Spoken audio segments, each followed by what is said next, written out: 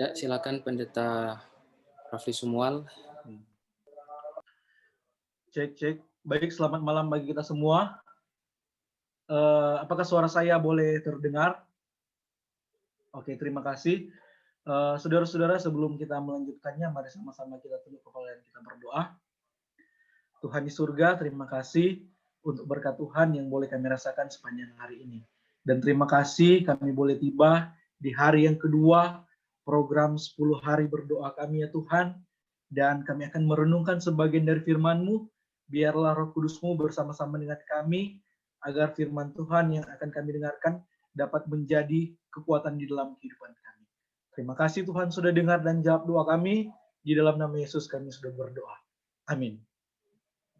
Baik saudara-saudara, terima kasih untuk kesempatan yang telah diberikan. Saat ini kita sudah tiba di pelajaran yang kedua program 10 Days Prayer kita. Dan kemarin kita telah mempelajari di pelajaran yang pertama. Dan saat ini, saudara-saudara, kita sudah masuk di pelajaran yang kedua dengan judul Menggenggam Pemberian. Nah, saudara-saudara,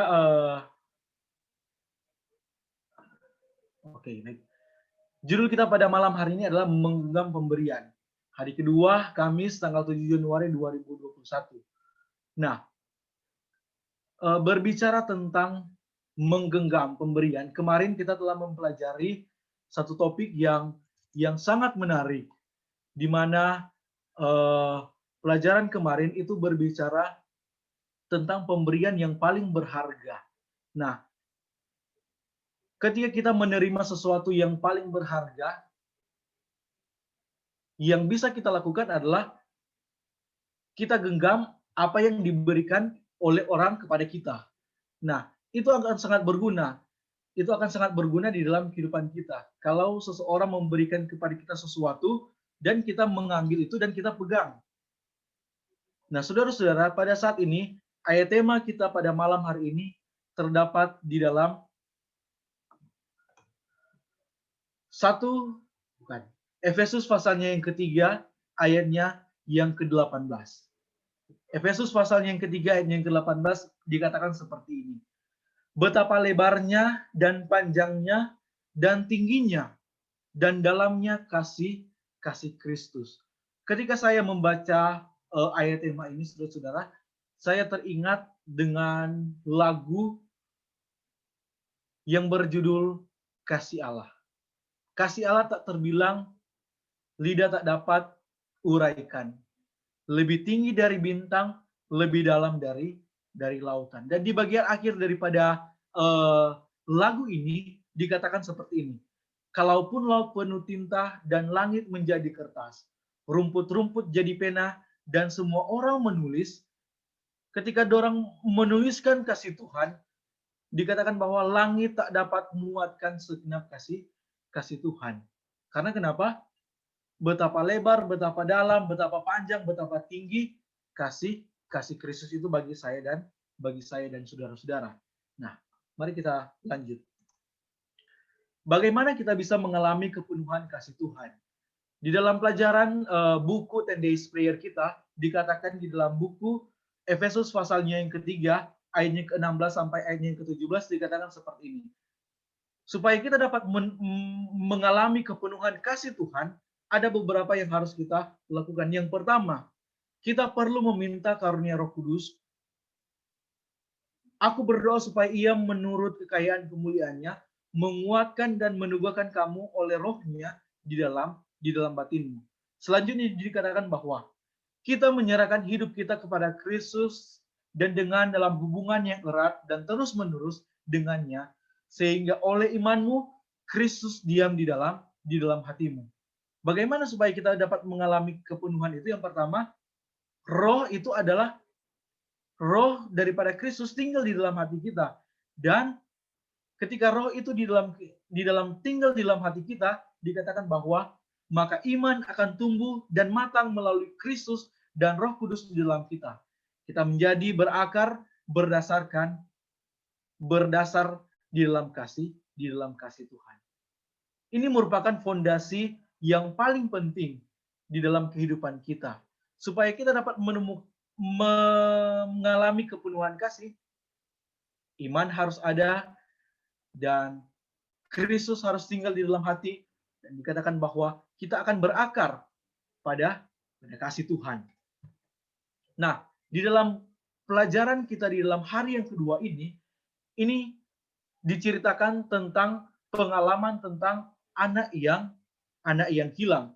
Saudara-saudara boleh baca itu di dalam buku Lukas pasalnya yang ke-15.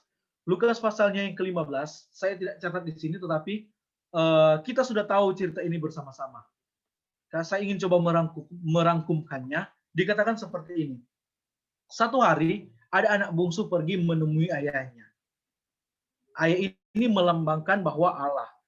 Dan dia menyatakan bahwa dia ingin meninggalkan rumah dan menjalani hidupnya sendiri. Tampaknya aturan rumah tangga daripada ayahnya ini tidak cocok untuknya. Anak laki-laki itu menuntut warisannya yang bahkan tidak menjadi haknya pada saat itu. Jadi sang ayah memberikan baginya kepadanya apa yang dia tuntut. Sang ayah meminta kebebasan penuh karena dia memberikan kebebasan penuh karena dia mencintai anaknya ini dan menghormati akan pilihannya. Lalu apa yang terjadi, saudara-saudara? Kemudian putranya melakukan perjalanan ke suatu tempat yang sangat jauh dan mulai menghabiskan uangnya untuk pesta liar, wanita tidak bermoral, dan ketika uangnya menyusut, lingkaran temannya menjadi lebih kecil, dan pada akhirnya dia tidak mempunyai apa-apa lagi. Lebih buruk lagi, kelaparan melanda wilayah tempat di mana ia tinggal. Dia putus asa untuk bertahan hidup, dia mencari pekerjaan, tetapi satu-satunya posisi yang dia temukan adalah bekerja sebagai pengembala babi. Kelaparan menyiksanya, tetapi dia bahkan tidak diizinkan untuk makan makanan babi. Seperti yang sering terjadi selama kesulitan. Anak yang hilang ini dia mulai memikirkan hidupnya. Dia menyadari bahwa semua pekerjaan ayahnya sudah cukup. Dia dapat makan ketika dia lapar. Kemudian satu kali dia bersumpah untuk kembali kepada ayahnya dan berkata, "Bapa, aku telah berdosa terhadap surga dan terhadap Bapa. Aku tidak layak lagi disebut anak. Jadikanlah aku sebagai salah seorang upahan Bapa." Putranya pulang dengan perasaan campur aduk, tetapi ayahnya sudah memperhatikannya. Dari jauh ayahnya sudah melihat anak yang hilang ini mulai kembali ke rumah. Dengan penuh kasih sayang, sang ayah ini berlari ke depan. Tangan terjatuh dan memeluk leher putranya dan menciumnya. Meskipun putranya ini pasti kotor dan mungkin bau. Sebelum putranya dapat menyelesaikan seluruh pengakuannya, sang ayah memanggil para pelayan untuk membawakannya pakaian yang terbaik dan menyiapkan pesta.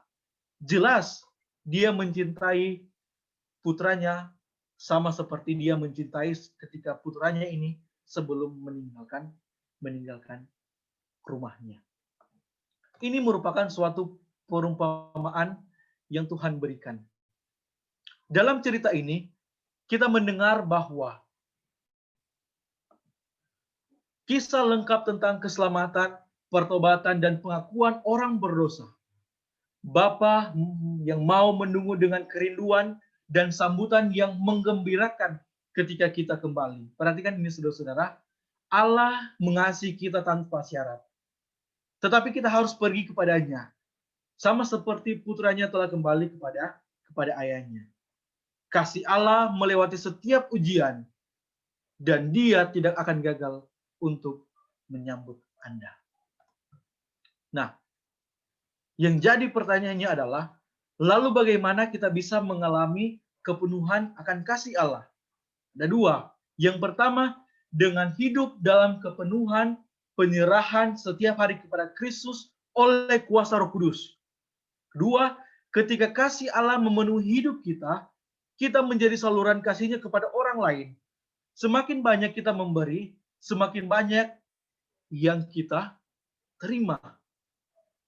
Dan inilah salah satu yang bisa kita lakukan supaya kita bisa mengalami kepenuhan akan kasih Allah.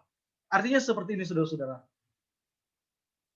Kalau kita menerima banyak sekali berkat yang Tuhan berikan, mari kita bagikan itu kepada orang lain. Jangan kita menjadi sama seperti banyak sekali orang katakan laut mati yang ada di timur tengah sana. Yang hanya mau menerima tapi tidak mau apa? Memberikan. Kita harus jadi sama seperti petinju kata. Harus memberi dan menerima. Memberi pukulan dan menerima pukulan. Tapi dalam tanda kutip ya saudara-saudara. Nah, Ellen G. White berkata di dalam Testimony for the Church jilid 8 halaman 191. Dikatakan seperti ini. Anda membutuhkan baptisan dari setiap hari yang pada zaman para rasul membuat mereka menjadi satu kesatuan. Paulus melihat bahwa tabiat Kristus harus dipahami sebelum manusia dapat mengasihi dia atau memandang salib dengan mata iman. Disinilah kita harus mulai pelajaran itu yang akan menjadi ilmu pengetahuan dan nyanyian orang-orang tebusan selama masa kekekalan. Tabiat Kristus harus kita pelajari ketika dia mati di atas kayu salib, saudara-saudara. Apa yang terjadi? Itu semua untuk apa? Supaya saya dan saudara-saudara bisa merasakan kasih yang diberikan Tuhan bagi kita. Betapa senang ketika kita mempelajari kasih juru selamat kita yang sebenarnya tak tertandingi dan memiliki beragam sisi. Bagaimana kita bisa memahami kedalaman kasih Allah? Efesus pasalnya yang ke-8, ketiga ayatnya yang ke-16 sampai ayatnya yang ke-18 dikatakan seperti ini. Aku berdoa supaya Ia menurut kekayaan kemuliaannya menguatkan dan menumbuhkan kamu oleh Roh-Nya di dalam batinmu. Sehingga oleh imanmu Kristus diam di dalam batinmu dan kamu berakar serta berdasarkan dalam kasih. Aku berdoa supaya kamu bersama-sama dengan segala orang kudus dapat memahami betapa lebar, betapa panjang, dan betapa tinggi dalam kasih Kristus. Dan saudara-saudara, saya mengambil gambar ini. Saya cari di internet gambar ini. Ini merupakan sebuah anak kecil. Dia menarik sebuah tali tambang. Kalau saudara-saudara pernah lihat tarik tambang, ada kedua sisi yang harus apa? Saling tarik-menarik. Baik sisi yang ada di sebelah kanan, bahkan sisi yang ada di sebelah kiri. Nah, saudara-saudara, yang jadi pertanyaan saya adalah, bagaimana kalau salah satu kubu, dia melepas apa yang dia genggam? Saya ingin bertanya kepada saudara keluarga Katiandago, Charles Katiandago. Nah, bagaimana apa yang terjadi ketika salah satu kubu dia melepas apa yang dia genggam ini?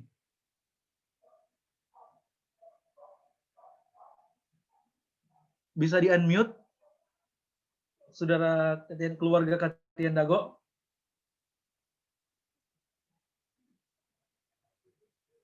Jatuh. Ya, jatuh.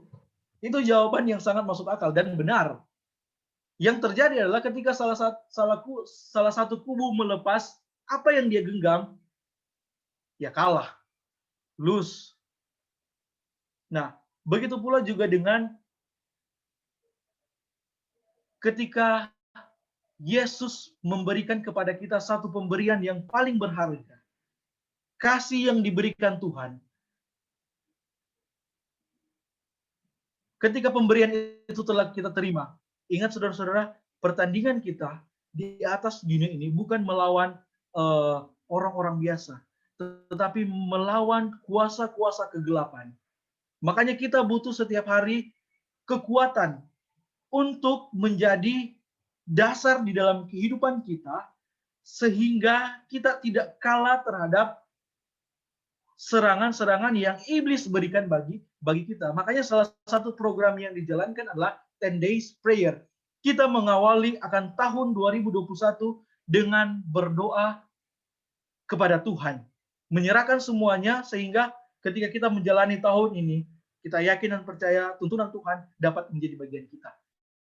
Dan Tuhan telah memberikan satu pemberian yang paling berharga. Dan judul pada saat ini adalah menggenggam pemberian itu. Saudara-saudara, yang jadi pertanyaannya adalah, maukah kita menggenggam pemberian yang diberikan oleh Tuhan bagi kita? Tentu saja kita mau. Sama seperti perumpamaan yang diceritakan tadi, berbicara tentang anak yang hilang. Dia telah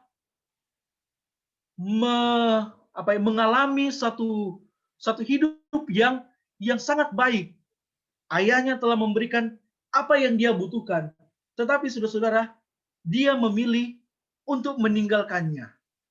Dan di akhir daripada cerita itu dia menyesal. Dia telah meninggalkan pemberian yang orang tuanya telah berikan. Akhirnya saudara-saudara, karena begitu besar, begitu dalam, begitu lebar, begitu tinggi kasih Tuhan, akhirnya dia mau menerima akan anak itu kembali. Begitu pula juga dengan kita, saudara-saudara. Betapa besar kesalahan yang kita lakukan, betapa besar perbuatan yang kita lakukan ketika kita mau datang kepada Tuhan. Ingat saudara-saudara, tangan Tuhan tidak kurang panjang untuk menggenggam tangan kita. Dan biarlah saudara-saudara, pemberian yang Tuhan berikan bagi kita dapat menggenggam itu. Sehingga dengan demikian, kehidupan kita boleh lebih hari, boleh lebih seluruh dengan kehendak Tuhan. Kiranya Tuhan memberkati kita semua. Saya bawa di dalam nama Yesus. Amin. Amin. Terima kasih banyak pada Pastor Rafli Sumual yang sudah membawakan akan firman Tuhan. Kiranya Tuhan memberkati pastor bersama keluarga dan juga dalam pelayanan. Saat ini, sebelum kita akan berdoa, bagi siapa yang memiliki kesaksian ataupun usulan doa yang ingin kita doakan bersama-sama pada malam hari ini, silakan.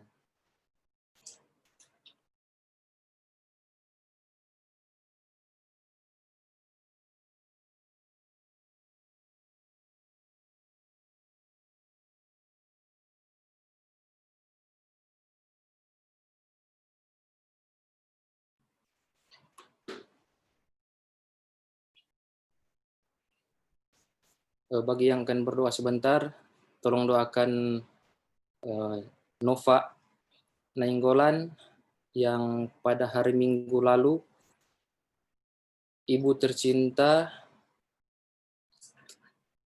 telah berpulang, tolong doakan. Masih ada lagi?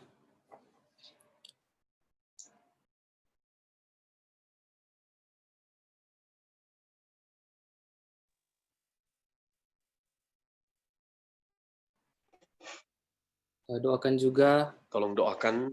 Ya, silakan. Orang tua dari kepala sekolah SMA di Prisma yang diizinkan Tuhan beristirahat. Orang tua atau ayah dari Menafda.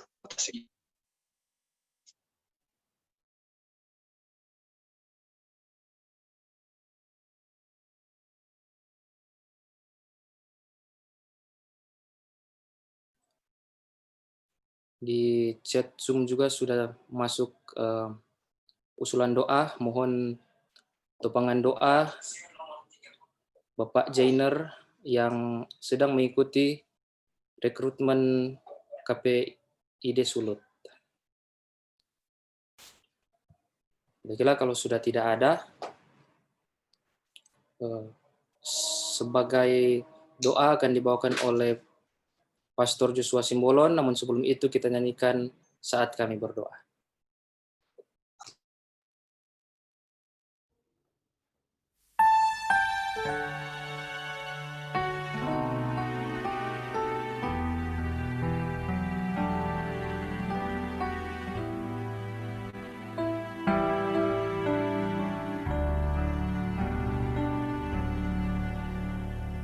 Saat kami berdoa,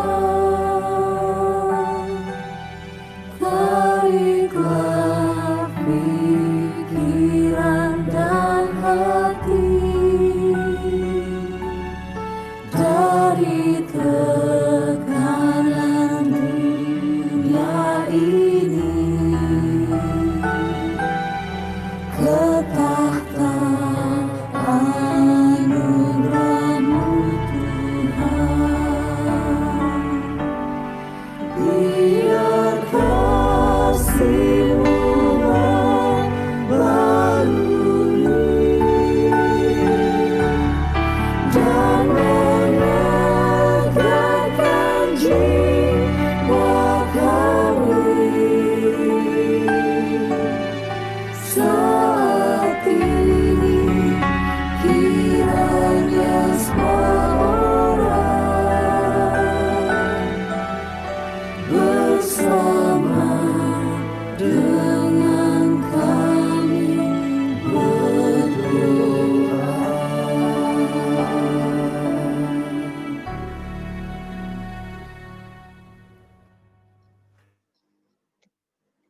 Baik, Shalom, selamat malam. Apakah sudah saya terdengar dengan jelas? Boleh lambaikan tangan. Oke, terima kasih. Pada malam hari ini adalah malam kedua rangkaian 10 hari berdoa kita. Dan tadi malam kita telah awali dengan doa pertama yang saya pimpin renungan.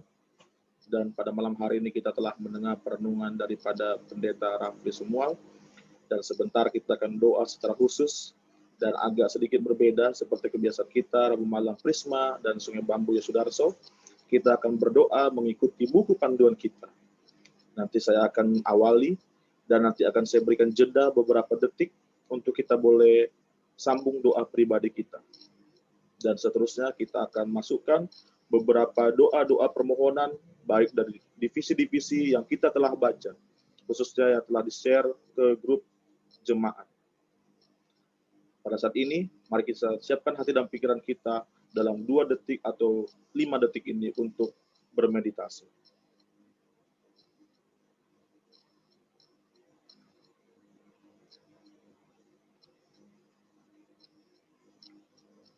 Bapa kami yang di sorga, Allah kami, pencipta kami,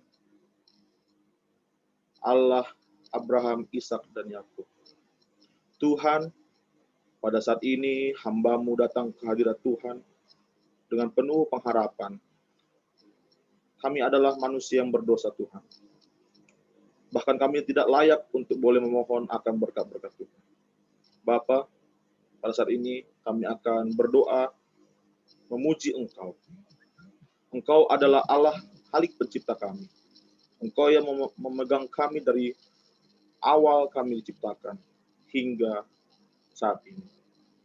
Dan pada saat ini umat-umat Tuhan, sampaikanlah doa puji-pujian-Mu ke hadirat Tuhan.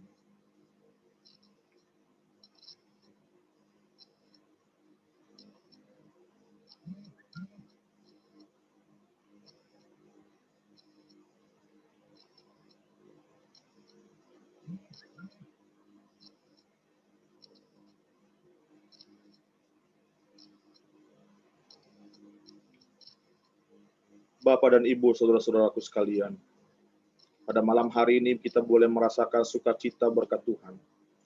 Pada hari ini, di hari kedua ini Tuhan, di hari Kamis, kami merasakan sukacita dalam rangkaian 10 hari berdoa General Conference yang telah kami laksanakan. Tuhan, kami segenap jemaat Prisma Jakarta, jemaat Sungai Bambu Yos Sudarso, dan seluruh tamu-tamu yang join pada malam hari ini, baik yang di Zoom, bahkan live streaming Facebook. Tuhan, hamba-Mu menghadapkan kehadirat Tuhan segenap kami. Kami adalah manusia yang berdosa.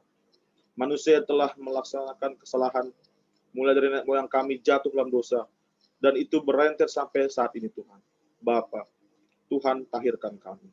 Sucikan kami dengan darah-Mu, bungkus kami dengan kuasa-Mu, sehingga kami boleh layak menerima akan berkat-berkat.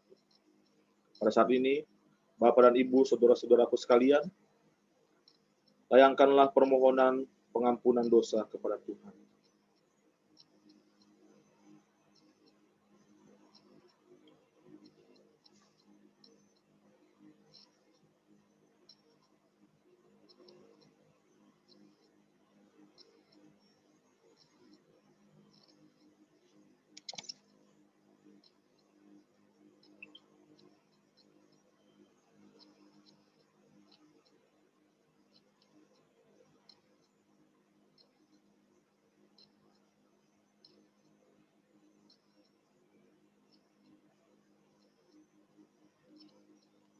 Bapak dan Ibu, saudara-saudaraku sekalian, pada malam hari ini,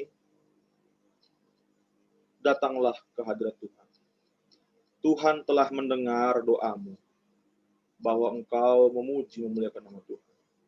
Tuhan juga telah mendengar pengakuanmu, bahwa engkau adalah manusia yang telah terselamatkan. Pada saat ini, hamba-Mu ingin mendoakan Bapa, saudara kami, saudari kami, Nova Nenggolan yang sedang berduka cita. Oleh karena ibu daripada saudari kami ini, Engkau izinkan beristirahat untuk sementara, menanti akan kedatangan Tuhan Yesus Kristus. Tuhan, kami ingin mendoakan kepada keluarga besar Nenggolan, Aruan. Tuhan, berikan kepada mereka penghiburan sejati. Berikan kepada mereka pengharapan, sehingga keluarga ini, khususnya Nova beserta adik-adiknya, boleh dikuatkan. Dan selalu bersyukur atas Tuhan memimpin mereka. Dan selanjutnya mereka akan melaksanakan kehidupan mereka. Tuhan pimpin mereka. Bapa, kami juga mendoakan untuk orang tua dari kepala sekolah di Manado. Tuhan boleh berkati oleh karena Tuhan izinkan mereka, orang tua dari mereka beristirahat untuk sementara. Bapa, duka cita yang begitu dalam di akhir tahun, bahkan di awal tahun itu. Namun kami kena percaya di balik duka cita ini, banyak pengharapan-pengharapan yang Tuhan janjikan. Kami tidak tahu Tuhan, namun kami akan percaya janji Tuhan itu pasti terhadap umat-umat-Nya. Bapa di sorga, kami juga ingin mendoakan secara khusus untuk hamba Tuhan, Bapak Jenner Raung. Hamba Tuhan ini telah mendedikasikan pelayanannya dalam berita Advent tersebut. Bapak, dan pada saat ini beliau sedang menjadi kandidat komisaris penyiaran Sulawesi Utara. Tuhan, biarlah fit and proper test yang sedang dilaksanakan itu boleh berjalan dengan baik, tentunya dengan kuasa daripada Tuhan. Hamba Tuhan ini hanya melaksanakan apa yang ia cita-citakan, apa yang seluruh umat-umat Tuhan cita-citakan. Namun kami serahkan ke dalam tangan Tuhan. Tuhan yang berkehendak di balik itu semua, Tuhan. Karena Amsal 16 ayat 9 mengatakan, hati manusia memikir-mikirkan jalannya, tetapi Tuhanlah yang menentukan arah langkahnya. Tuhan, kami juga berdoa secara khusus untuk Prisma Ministry Indonesia, Full Spirit Indonesia, yang dalam perencana penginjilan yang begitu besar, dan pada saat ini akan dilaksanakan oleh karena pasca COVID-19. Dan kami akan percaya, bila mana COVID-19 ini, pandemi ini segera berakhir, maka penginjilan gebrakan akan dilaksanakan oleh Prisma Ministry Indonesia dan Full Spirit Indonesia. Berkati founder, Bapak Joni Persiratu. Berkati chairman, Bapak Morin Karumbek. Kami juga berdoa untuk Majelis Jemaat Prisma dan Majelis Jemaat Sungai Bambu Yosudarso. Berkati keluarga besar ini Tuhan. Masing-masing dalam pekerjaan pelayanan, khususnya di awal tahun ini. Bapa, inilah doa permohonan kami, dan pada saat ini, umat-umat Tuhan, kami berikan kesempatan beberapa menit untuk melayangkan doa pribadi Anda kepada Tuhan.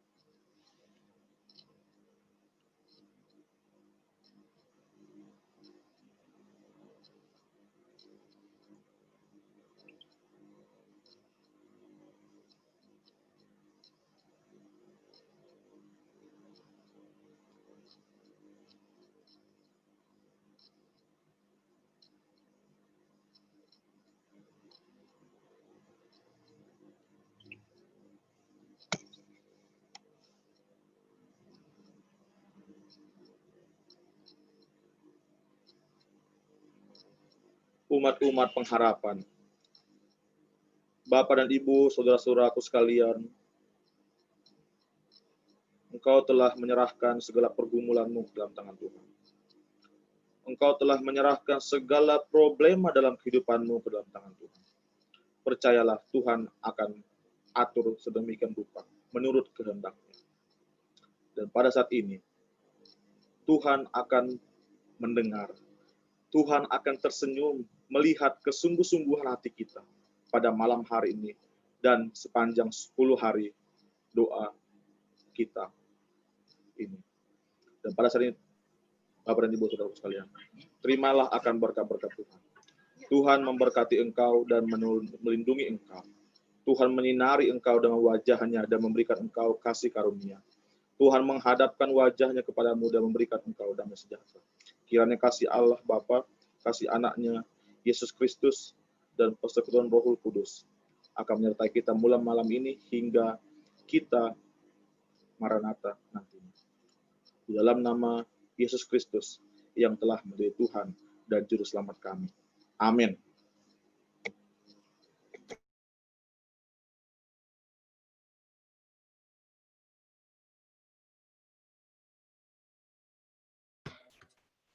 Baiklah, kita akan menutup akan ibadah kita pada malam hari ini.